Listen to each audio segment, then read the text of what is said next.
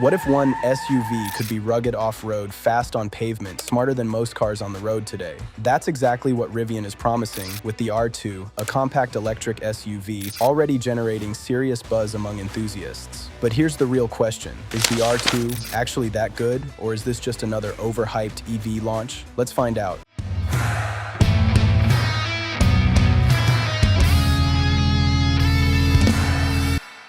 Rivian already proved it can build impressive machines with the R1T pickup and the R1S SUV. Those vehicles showed serious engineering skills, strong performance, some of the best software systems currently in production cars. The problem? They were expensive, really expensive, which meant they appealed mostly to early adopters, luxury buyers. The R2 is different, with an expected starting price around $45,000, roughly 300 miles of range. This is Rivian's move into the real battlefield, the global midsize SUV market. Honestly, this might be the single most important vehicle the company has ever built. If you were shopping for an EV today, what's your deal? Breaker price range performance. If you like smart car breakdowns like this, hit subscribe now because we test the hype so you don't have to. The R2's design is surprisingly straightforward. No fake vents, no dramatic creases, just a clean upright shape built around space, visibility, practicality. It's what engineers call a function-first design car. Enthusiasts tend to love that philosophy. The battery is integrated into the structure for added strength. The hood shape meets strict European safety standards, still leaving room for a large front trunk. Even small touches like the hidden rear wiper drop-down rear glass show that usability was prioritized over flashy styling. Instead of trying to look futuristic, the R2 focuses on being genuinely useful. Isn't that what most drivers actually want? Here's where things get interesting. Despite weighing about 2,200 kilograms early, drives say the R2 handles far better than expected. Its new platform is about 22% stiffer than Rivian's previous design, keeps the center of gravity low, which helps stability cornering. The dual-motor performance version produces around 656 horsepower, can launch from 0 to 60 miles per hour in roughly 3.6 seconds. That's sports car quick, but straight-line speed isn't the real story. Balance is. The power delivery is rear-biased, giving it a more natural, engaging driving feel than many all-wheel drive SUVs. Add semi-active suspension that adapts to drive modes. You get something rare, a vehicle that can crawl over trails, still feel composed on twisty pavement. Be honest, when was the last time a practical SUV actually impressed you on a driving road? Another reason enthusiasts are watching closely is Rivian's approach to technology.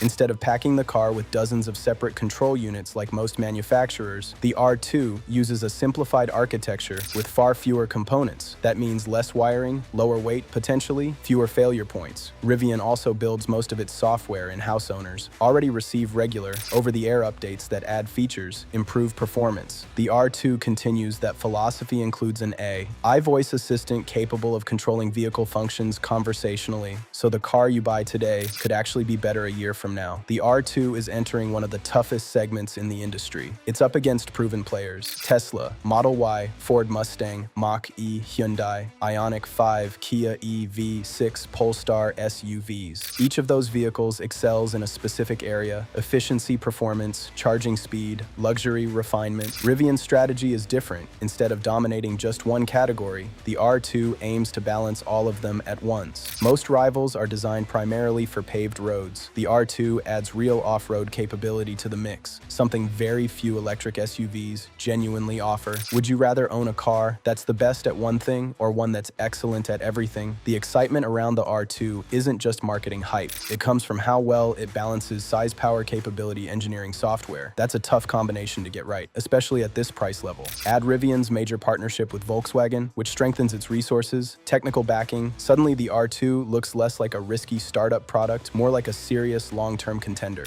And that leaves us with one final question: is the R2 the vehicle that proves Rivian is here to stay, or the one that decides its fate? Because in the EV world, hype fades fast. Only great cars last. Subscribe if you want to see whether it actually lives up to it. Because when this hits real roads, we'll be testing it for real.